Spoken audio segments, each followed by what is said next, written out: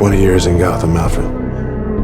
We've seen what promises are worth. How many good guys are left? How many stayed that way? 20 years of fighting criminals amounts to nothing. Criminals are like weeds, Alfred. Pull one up, another grows in its place. This is about the future of the world. It's my legacy.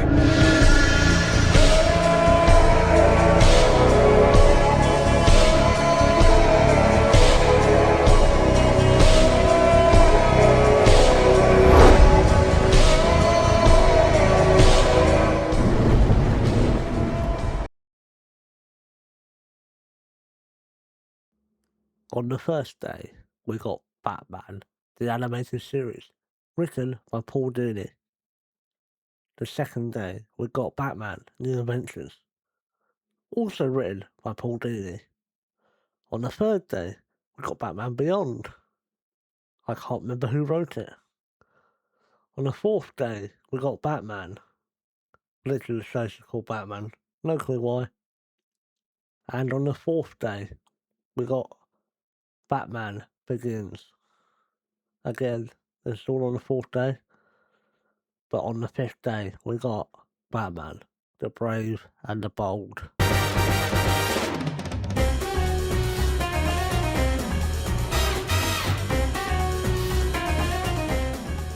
And this is where our story ends, as sharp as it started. You know why? Because this show is peak. For years, Batman fans have been obsessed with dark and gritty. If it isn't actually raining, Batman isn't brooding on a gargoyle, perhaps it's not the real Batman, but they are wrong.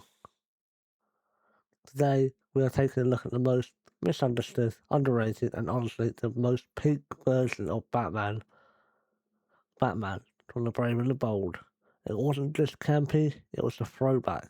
It was a masterpiece that understood the Caped Crusader better than almost anyone. Also, Paul Dini also wrote a couple episodes, and therefore it's peak. Because, yeah, I said so.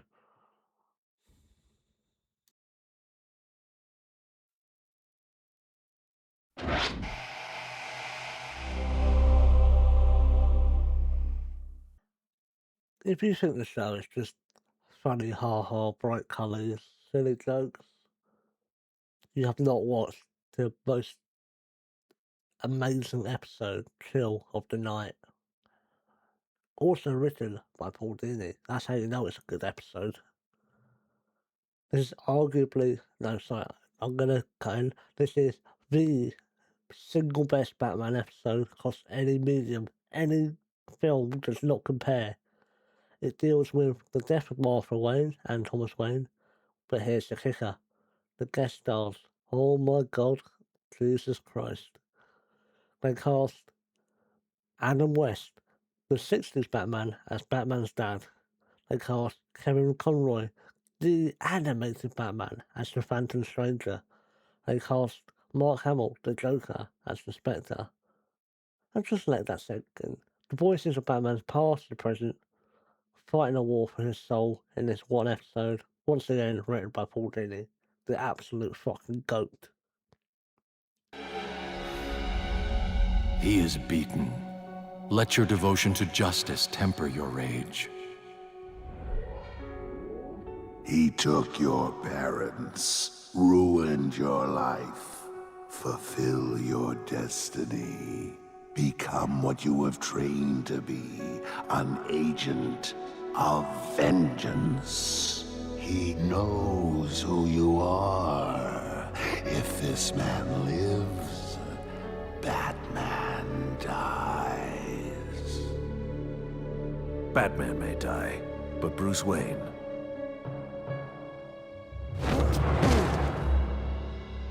never.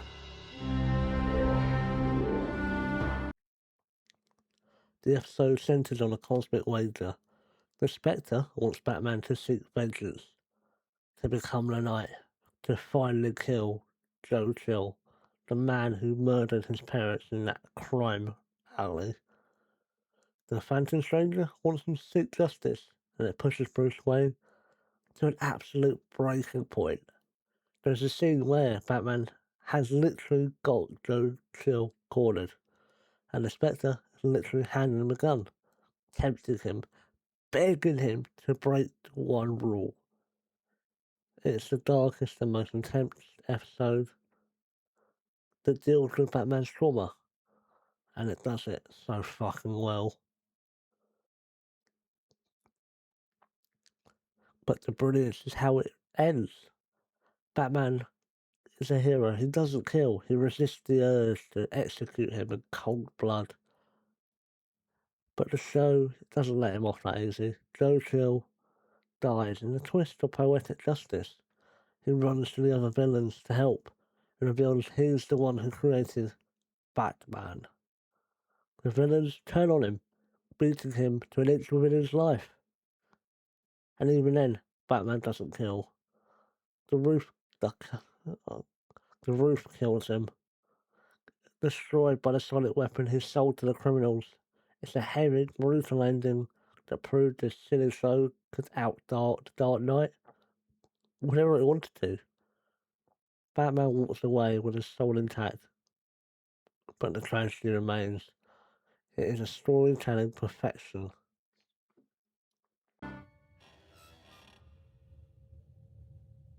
Batman made the right choice. Ultimately, it was karma that delivered the final blow to Joe Chill. Funny how Chill just happened to be under that crumbling ceiling when it came down. I wouldn't know anything about that.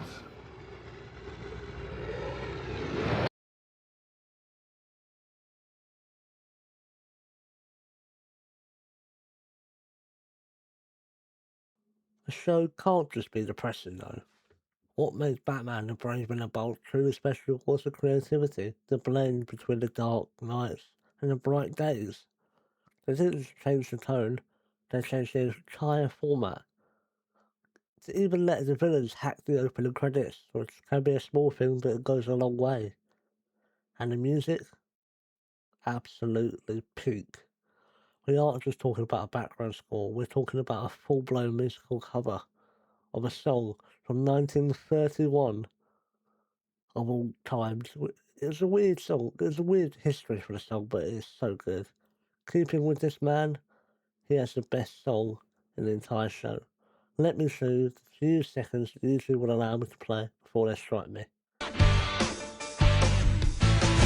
You can be a goody two-shoes till the end of your days. You can listen to them say crime never pays. You can follow every law and fear the big black bat. But why would you want to? Where's the fun in that? Where's the fun in that? So smile, darn you smile. Everybody loves to grin. Follow my lead, recite my creed, and smile, darn you smile. This is Joker with godlike powers, literally singing about how boring Batman is, because he always wins. It's funny, it's catchy, but the context is horrifying. This is based on the Emperor Joker storyline from the comics.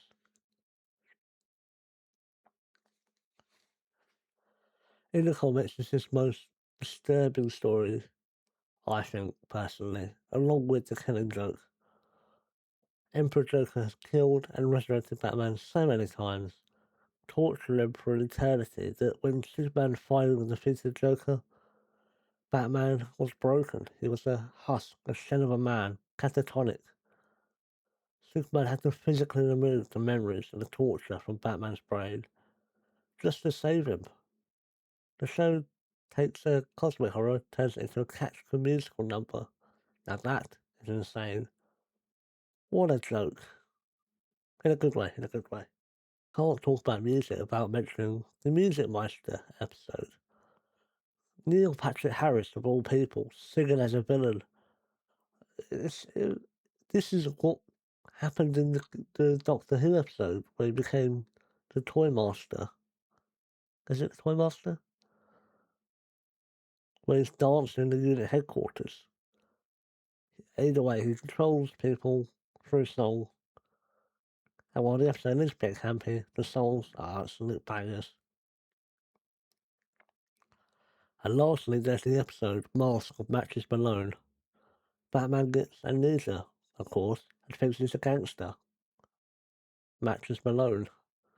While the Birds of Prey have to sing a musical number in a club to save the day, it's filled with double entendres that definitely flew over the kid's head.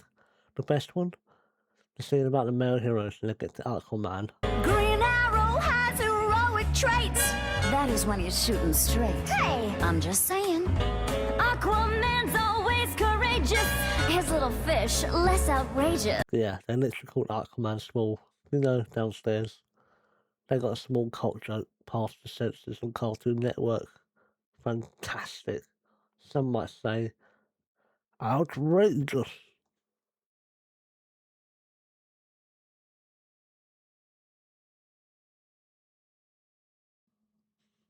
But nothing can beat the series finale, and I mean nothing. Nightfall, a take on the Dark Knight Nightfall storyline. Most shows just end. The show decides to burn the whole house down on the way out. The premise of the finale is that Batmite, who's also in the show for better and for worse, and there's also a magical imp who represents the audience. Besides, Batman, the Brave and the Bold has gone on too long. He wants a new, gritty, realistic Batman show. So he intentionally sabotages the episode to make the show jump the shark so it gets cancelled. The show literally predicts its own cancellation, and I'm pretty sure it did it on purpose. It replaces itself with a gritty CGI reboot, which is a direct shot at the real-world executives and the toxic side of the fanbase, represented by the cringe Batmite. I feel like Batmite's the kind of guy to go 6'7", 6'7". But yeah, they scream and cry whenever Batman smiles. They just want the moody loner. Hate anything that embraces the comic book fun. The writers are talking directly to us here. They're saying, you want dark? Fine, here is your dark show. Are you happy? It defends the idea that Batman doesn't always have to be sad. He can have friends, he can have a partner, he can be happy. After all the jokes, all the meta commentary, all the musical numbers, we get a brilliant farewell. We get this goodbye. The set taken down. The actors leaving. And Batman breaks the fourth wall one last time. It isn't a joke, it's a handshake. So, this is really it. Yeah, looks like. At least you can say you had a good run. A great run. And until we meet again, boys and girls, know that wherever evil lurks, in all its myriad forms, I'll be there with the hammers of justice to fight for decency and defend the innocent. Good night.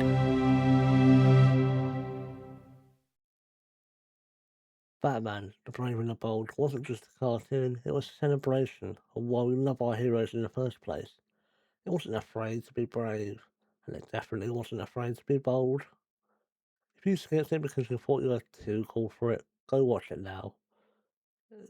Just say sorry, you should have watched the Chill of the Night episode. But yeah, thanks for watching.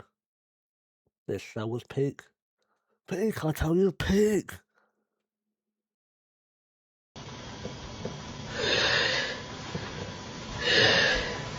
Max, what do you want for dinner? Justice.